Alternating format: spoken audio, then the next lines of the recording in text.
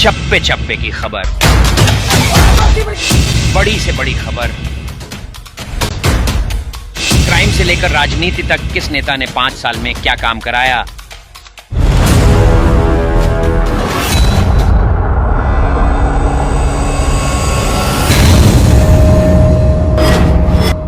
मिलेगी सबसे पहले हर खबर चेंजिंग फ्यूचर न्यूज पर, जो बदलेगा आपका फ्यूचर। जय हिंद साथियों, ऑनरेबल प्रेस के मेंबरान और हमारे साथी विनीत जी, कर्नल प्रदेशी, कर्नल प्रमोद कुमार जी और बाकी हमारे जितने भी साथी यहाँ पे हैं, सबका स्वागत और धन्यवाद। साथियों, देश बड़ी गंभीर परिस्थितियों से गुजर रहा है और जैसे ही युवा, महिलाएं, सारे वर्ग परेशान हैं, उसी तरह से हमारे देश के सैनिक, देश के पूर्व सैनिक, उनके परिवार, वो मोदी साहब की मार झेल रहे हैं। मोदी साहब का झूठा राष्ट्रवाद, झूठा देश प्रेम और झूठा सेना का प्रेम, ये देश को गलत दिखा रहा है। देश में दिखा रहे हैं, लेकिन उनके एक्शंस उसके बिल्कुल विपरीत हैं।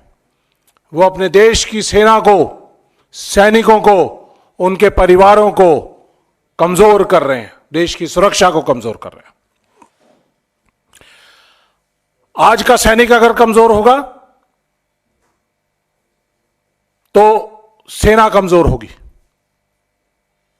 और अगर हमारे सैनिकों के परिवार, अगर उनको विश्वास रहेगा कि देश उनका लुक आफ्टर करेगा, तो सैनिक अपनी जान देने के लिए सरहद पर तैयार है।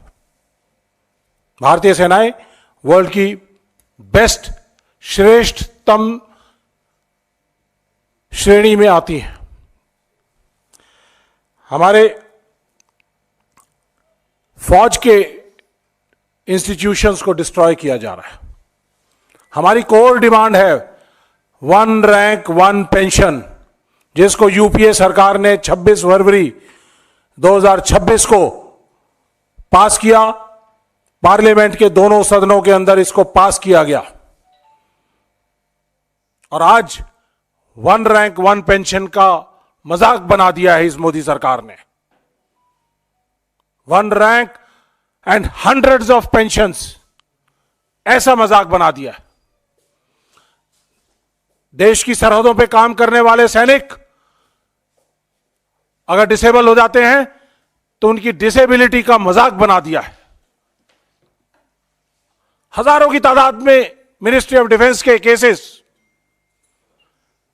जो डिसेबिलिटी फौज ने दी, उसके खिलाफ ministry of defence supreme court में जा रही है।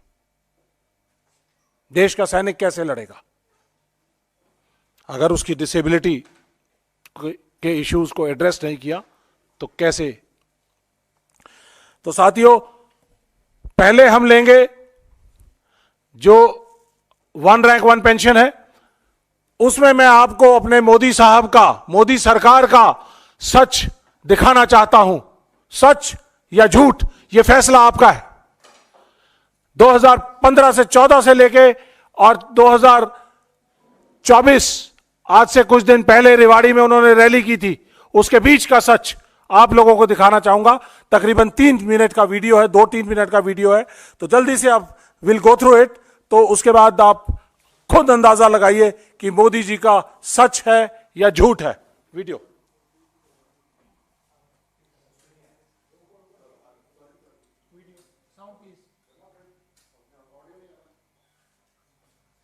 कई दशकों से हर सरकार से मांग कर रहे थे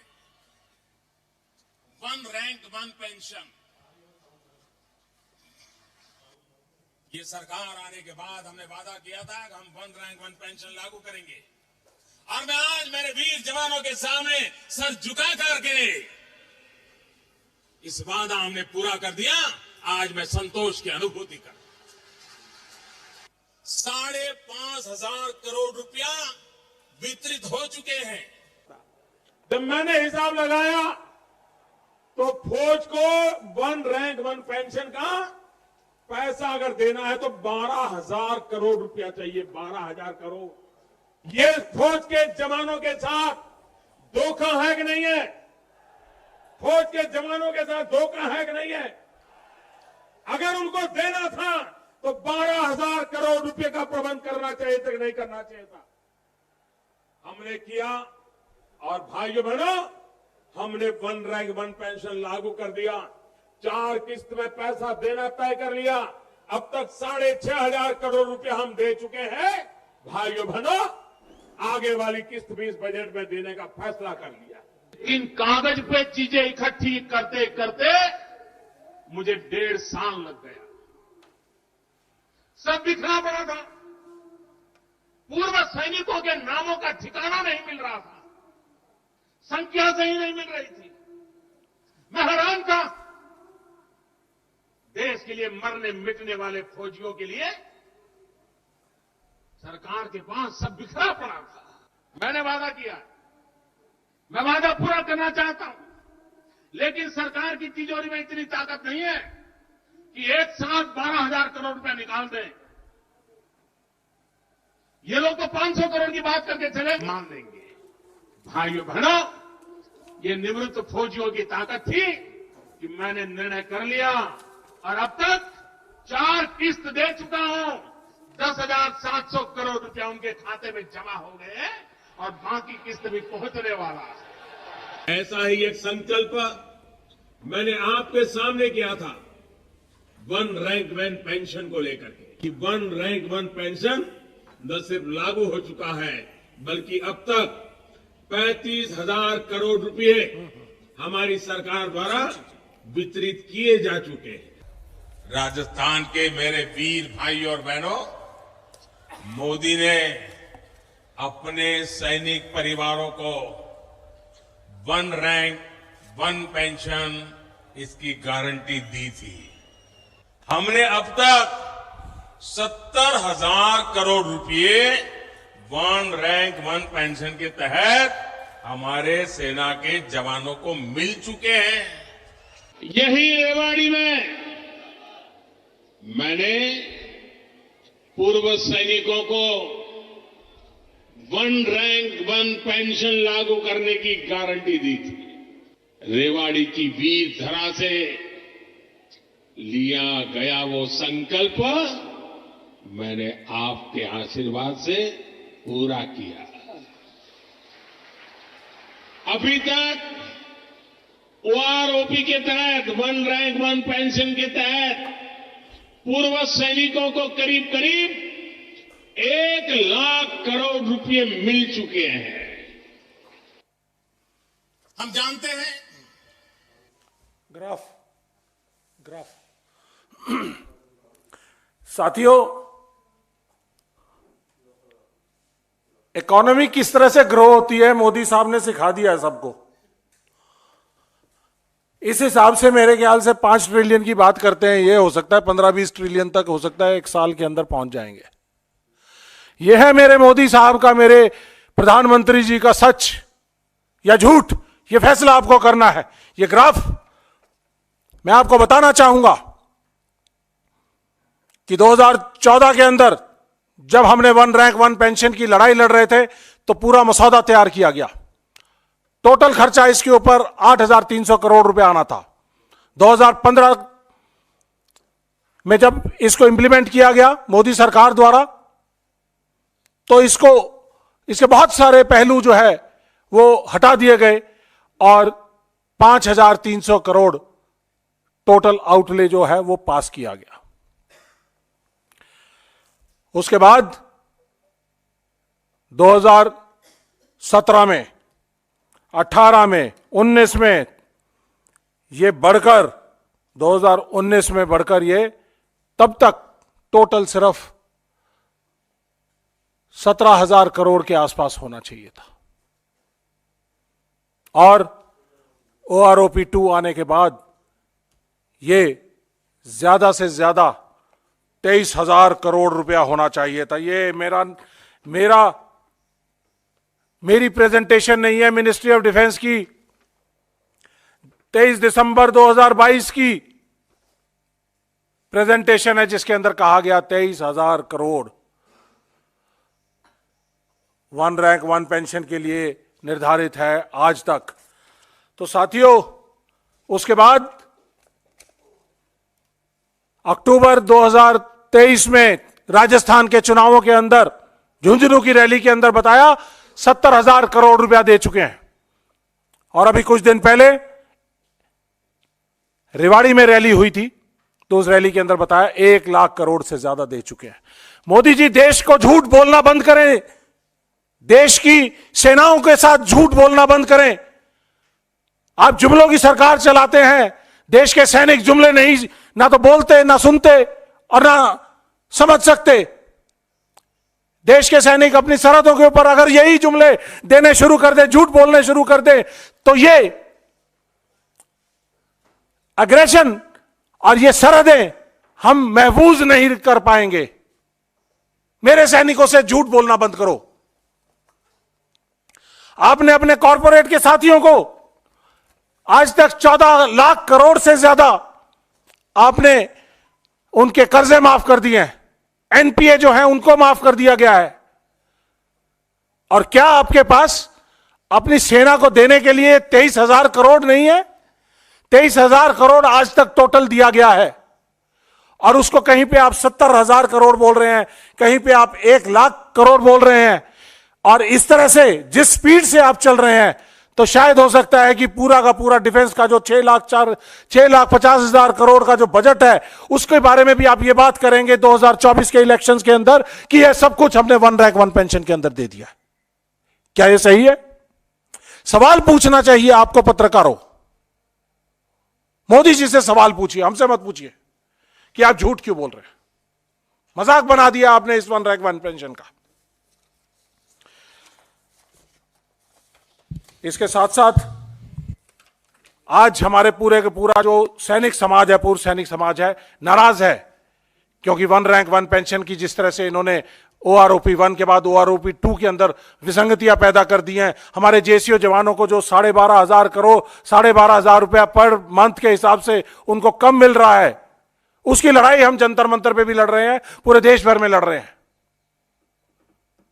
मैं जानना चाहूंगा आपके माध्यम से कि ये 23,000 करोड़ से लेके और जो 1 लाख करोड़ के बीच का जो 77,000 करोड़ का जो डिफरेंस है, आपने किन अपने पूंजीपति साथियों को दिया है? फौजियों को नहीं दिया, फौजी परिवारों को नहीं दिया, वन रैंक वन पेंशन को नहीं दिया। आपने किन अपने पूंजीपति साथियों को दिया है? यह मैं पूछना चाहूंगा आपसे। साथियों, इसके साथ साथ एक और बड़ा मुद्दा जो डिसेबिलिटी पेंशन का है। डिसेबिलिटी पेंशन, जब फौज का सैनिक कहीं लड़ते लड़ते घायल हो जाता है तो उसको दिया जाता है। डिसेबिलिटी के हिसाब से, जितनी डिसेबिलिटी है उसके हिसाब से उसको दिया जाता है। उस डिसेबिलिटी पेंशन के लिए इन्होंने एक नई पेंशन स्कीम लेके आए हैं, जिसके अंदर डिसेबिलिटी को खत्म कर दिया गया है। डिसेबिलिटी पेंशन अब डिसेबिलिटी पेंशन नहीं रही है, इसका नाम दे दिया गया है इम्पेयरमेंट रिलीफ। और इसके अंदर यह कहा है कि यह डिसेबिलिटी पेंशन अब डिसेबिलिटी नहीं है। और ये बोलते हैं जो डिसेबल्ड सोल्जर को जो पेंशन मिलती है, उसके लिए उन्होंने लिखा है, this is not a pension and shall cease upon the demise of the recipient. अगर सैनिक को पेंशन मिल रही थी, डिसेबिलिटी पेंशन, तो डिसेबिलिटी पेंशन मिलने के बाद अगर उसको उसका देहांत हो जाता है तो उसके परिवार को उसके पूरी पेंशन मिलती रहती थी। फैमिली पेंशन के तौर पे उसको 40% कम किया जाता था। लेकिन आज उसको ये डिसेबिलिटी पेंशन का जो पोर्शन है वो 0 हो जाएगा। मोटी मोटी बात इतनी है कि अगर 100% डिसेबल्ड सोल्जर को 100 रुपीज पेंशन मिलती थी, तो 100 रुपीज उसको डिसेबिलिटी पेंशन मिलती, 200 रुपया। और जैसे ही उसका देहांत हुआ तो यह पेंशन 200 रुपए से घट के सिर्फ 50 रुपए मात्र रह जाएगी। 150 रुपए मोदी साहब इस पेंशन से निकालकर अपने पूंजीपति साथियों को देंगे। यह पेंशन पॉलिसी है। यह है मोदी जी का देश प्रेम, सेना का प्रेम, राष्ट्रवाद। पहले ये जो डिसेबिलिटी पेंशन थी इनकम टैक्स के परव्यू से बाहर थी। अब क्योंकि ये डिसेबिलिटी पेंशन ना रह के इंपेयरमेंट रिलीफ है तो ये इनकम टैक्स के दायरे में भी आ गई। तो जो 200 रुपए पेंशन मिलती थी तो उसके ऊपर 30% टैक्स लग के उसको सिर्फ मात्र 140 रुपए मिलेंगे। ये फर्क है। ये जो आंकड़ों का हेर फेर मोदी सरकार कर रही है देश के सैनिकों के साथ, इसका कितना आउटले है? टोटल आउटले सिर्फ 4000 करोड़। मोदी जी 14 लाख करोड़ एनपीए में आप माफ कर सकते हैं अपने सैनिकों को, पूर्व सैनिकों को जिन्होंने लड़ते लड़ते घायल हुए हैं, उनको 4000 करोड़ नहीं दे सकते? उस 4000 करोड़ की लूट करने के लिए आपने नई पेंशन पॉलिसी निकाली है और इसको डिसेबिलिटी पेंशन को खत्म करने का काम किया है। शर्म आती है मुझे आप पे, आपके राष्ट्रवाद पे शर्म आती है, आपके सेना के प्रेम के ऊपर शर्म आती है। आपको कोई अधिकार नहीं कि आप सियाचिन में जाकर, कारगिल में जाकर, दराज में जाकर हमारे सैनिकों के साथ होली और दिवाली मनाएं। नहीं चाहिए ऐसी होली और दिवाली आपके साथ। हमें चाहिए तो सेना के घायल साथियों का सम्मान चाहिए, उनके परिवारों का सम्मान चाहिए। हमें 1 रैंक 1 पेंशन चाहिए। और इसका एक और पहलू, जो डिसेबिलिटी पेंशन्स किसी सैनिक को मिल रही थी उसके खिलाफ मोदी सरकार की मिनिस्ट्री ऑफ डिफेंस उनके खिलाफ सुप्रीम कोर्ट में जा रही है। आर्म्ड फोर्सेस ट्राइब्यूनल्स उन्होंने जो फैसले किए हैं उन फैसलों के, सैनिकों के हक में फैसले किए हैं और उन फैसलों के खिलाफ पीआईएल अभी दायर की गई है। ऐसी ही पीआईएल पहले 2019 में भी दायर की हुई थी। और 2019 के अंदर इलेक्शंस, क्योंकि जनरल इलेक्शंस आ रहे थे, तो उस समय पर मोदी जी ने इसका संज्ञान लेते हुए वो सारे के सारे केसेस सुप्रीम कोर्ट से विड्रॉ कर दिए। आज फिर तकरीबन 3000 के करीब ऐसे केसेस हैं जो डिसेबल्ड सोल्जर्स के आर्म्ड फोर्सेस ट्राइब्यूनल ने उनके हक में फैसले किए हैं और उसके बाद उसके खिलाफ सुप्रीम कोर्ट के अंदर और हाई कोर्ट के अंदर मोदी सरकार जा रही है। सुप्रीम कोर्ट ने कहा है कि जिस मेडिकल कंडीशन के अंदर आप एक सैनिक को सेना में भर्ती करते हो तो रिलीज के टाइम पे उसकी वही मेडिकल कंडीशन होनी चाहिए। उसके तहत अगर उसकी कोई भी मेडिकल कंडीशंस में फर्क होता है तो वो सेना के स्ट्रेस, ट्रेन, लड़ाई और सब चीजों को संज्ञान में लेते हुए वो सैनिक की डिसेबिलिटी मानी जाए। ये कहा है उन्होंने, the Supreme Court has already ruled that the benefit of doubt is to be given to soldiers disabilities irrespective of manner of exit from service and whether the disabilities have occurred in peace or field। ये supreme court कह रहा है, मैं नहीं कह रहा हूं, supreme court ने माना है। लेकिन मोदी सरकार इसको नहीं मानती है। मोदी सरकार के खिलाफ, मुकुल रोहतगी जी के खिलाफ स्ट्रिक्चर्स भी पास किए गए और कहा गया कि this is causing loss to the state and embarrassment to the government. The Supreme Court had thereafter passed strictures against MOD for challenging settled pension cases by the AFT Armed Forces Tribunals. आज 2023 के अंदर ऐसे ही 3000 से ज्यादा cases हैं। मोदी सरकार, आपको मैं यहां से आपके माध्यम से कहना चाहूंगा कि इनको तुरंत प्रभाव से वापस किया जाए और सोल्जर्स को सम्मान दिया जाए। आखिर में एक और बड़ा मुद्दा है, जो सोल्जर्स हमारे देश की सेवा करके वापस आते हैं, रिटायर्ड हो जाते हैं, उनको मेडिकल स्कीम है, ex serviceman contributory health scheme, जिसकी जरूरत थी 10,000 करोड़ रुपया।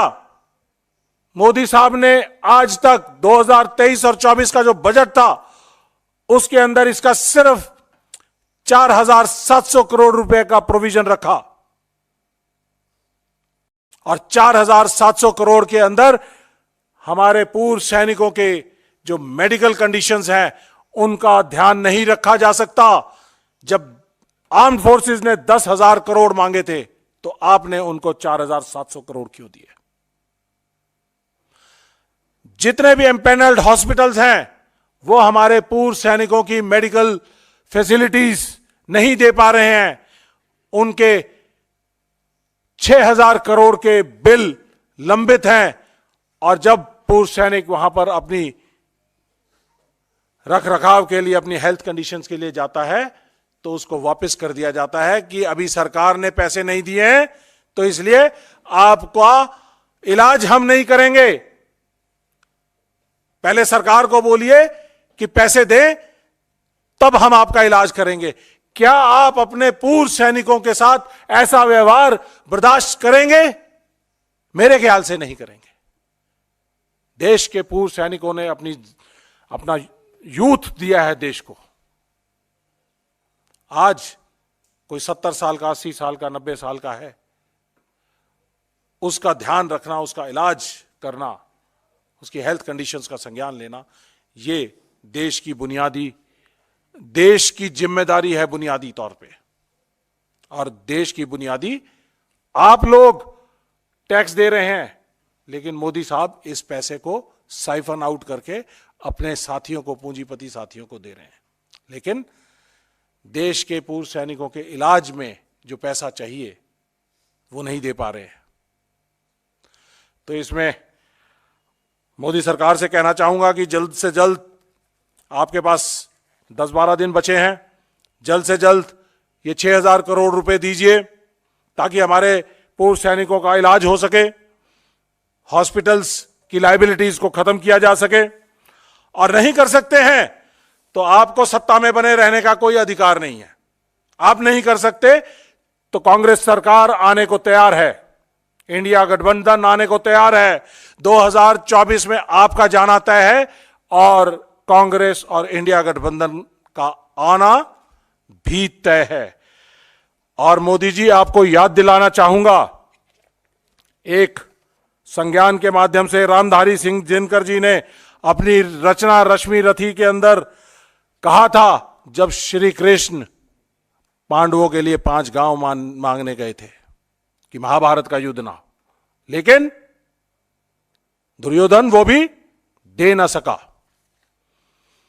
मोदी जी, आज पूर्व सैनिक आपसे अपनी सही असली वाली 1 रैंक 1 पेंशन जो यूपीए सरकार ने 26 फरवरी 2014 को दोनों ही लोकसभा और राज्यसभा में पास करवा कर दी थी, हमें वो 1 रैंक 1 पेंशन चाहिए।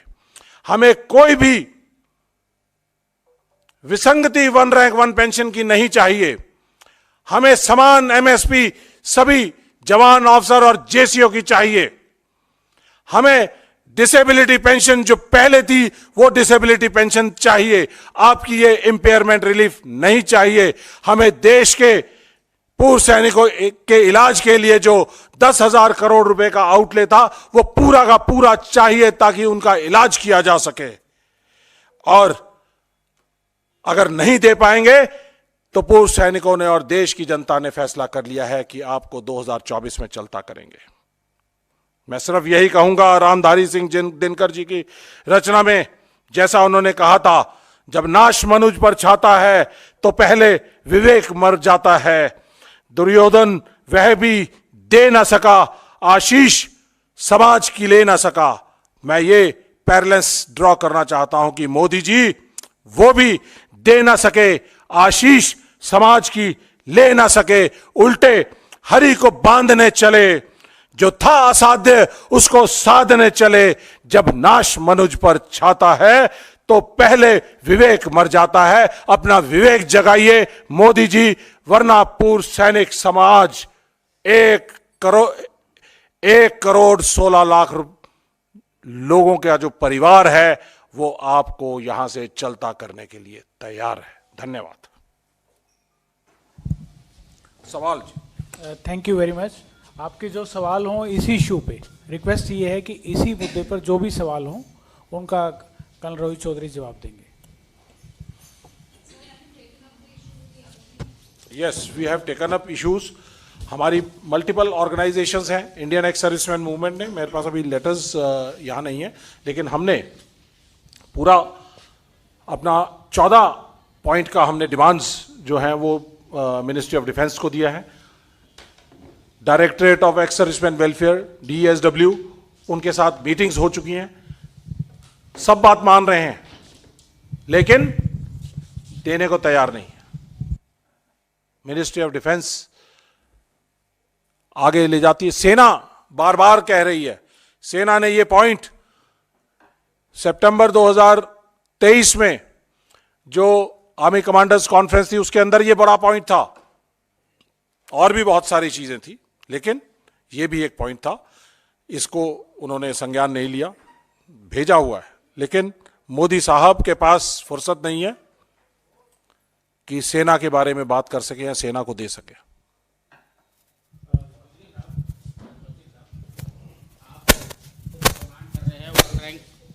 वन रैंक वन पेंशन की डिमांड कर रहे हैं। आप ये कह रहे हैं कि 2014 में यूपीए गवर्नमेंट ने जो पास किया था, और अभी आप कह रहे हैं कि मोदी जी ने जो दिया है 23,000 करोड़ रुपया दिया है, तो what is the difference between both? देखिए, वन रैंक वन पेंशन का बड़ा सिंपल सा डेफिनेशन है। ये मैं आपको थोड़ा सा आप लोगों के समझ के लिए मैं आपको ये 26 फरवरी 2014 का यूपीए का ये ऑर्डर है, इसके अंदर एक डेफिनेशन दी गई थी। वन रैंक वन पेंशन बड़ा सिंपल, समान रैंक, समान लेंथ ऑफ सर्विस, समान पेंशन, चाहे वो कभी भी रिटायर हुआ हो या आगे कभी रिटायर होगा, सबकी सेम पेंशन, ये माना गया। लेकिन ये क्राइटेरिया, अगर ये माना, ये इंप्लीमेंटेशन ऐसे होती तो आज कोई भी विसंगति पैदा नहीं होती, लेकिन उन्होंने उसको इस तरह से ना देकर वन रैंक वन पेंशन की जगह वन टाइम एनहेंसमेंट दी है, जो 2014 में हुई। 2014 में जो डिमांड कर रहे थे, टोटल आउटले था 8,300 करोड़ का। जब नवंबर 2015 में ऑर्डर निकाला तो उसके अंदर इसको रिड्यूस कर दिया गया 5,300 करोड़ में, तो 3,000 करोड़ गायब हुए। तो कहीं ना कहीं तो फर्क हुआ। उसके अंदर यह कहा गया कि जो वॉलंटरी रिटायरमेंट आते हैं तो उन लोगों को इससे वन रैंक वन पेंशन से दूर रखा जाएगा। क्यों? फौज में पेंशनधारी तभी बनता है जब उसकी 20 साल की सर्विस हो जाती है। अफसर जवान 15 साल की सर्विस हो जाती है, तब उसको पेंशन मिलती है। हमारे यहां कोई सिस्टम नहीं है वॉलंटरी रिटायरमेंट का। पूर्व सैनिक वो तभी बनता है जब 15 साल उसके पूरे हो जाते हैं, पेंशनधारी बन जाता है। तो उसको क्यों महरूम रखा गया? तो ये बहुत सारी चीजें हैं। इन्होंने लगातार, हम इस बात को उठा रहे हैं, 2019 के अंदर इसकी इक्वलाइजेशन की गई। वन रैंक वन पेंशन के हिसाब से हर साल इसकी इक्वलाइजेशन होती है, लेकिन जब इक्वलाइजेशन अब 5 साल में करोगे तो 5 साल में हर साल 12 महीने रिटायरमेंट्स होती हैं। हर एक की अपनी अपनी अलग अलग पेंशन होगी। 12 गुना 5 60 पेंशन एक रैंक की, और अलग अलग सर्विस हुई तो कितना कॉम्बिनेशन, अगर परमिटेशन कॉम्बिनेशन अगर बनाना चाहे तो हजारों तरह की पेंशन बन गई। तो यह फर्क है। हमारा सिर्फ सवाल यह है कि आप देश से और देश के सैनिकों से झूठ नहीं बोल सकते। आपने 1 लाख करोड़ कैसे बनाया जब 2022 के अंदर टोटल आउटले अभी तक का 23,000 करोड़ था? कोई बात नहीं, ठीक है। तो ये सब 23,000 करोड़ था, तो आज उसको 1 लाख करोड़ कैसे बना दिया? मैं सवाल सिर्फ एक पूछना चाहूंगा कि 70,000 करोड़ अगर अक्टूबर 2023 में था, तो आज 3 महीने के अंदर वो 1 लाख करोड़ कैसे हो गया? 30,000 करोड़ कहां बढ़े? इतनी स्पीड से तो मोदी साहब, मेरे ख्याल से अगर हम 10 साल की जीडीपी लगाएं तो 10 साल की जीडीपी भी नहीं बढ़ सकती है। ग्रोथ रेट कितना? 33%। जीडीपी का ग्रोथ रेट क्या है? 6%। तो आप 33% तो 3 महीने में बढ़ा गए। तो क्या किसको बेवकूफ बना रहे मोदी जी? दिखता है सबको, सबको समझ आता है। आप लोग पत्रकार बंधु हैं, बताइए। Thank you very much.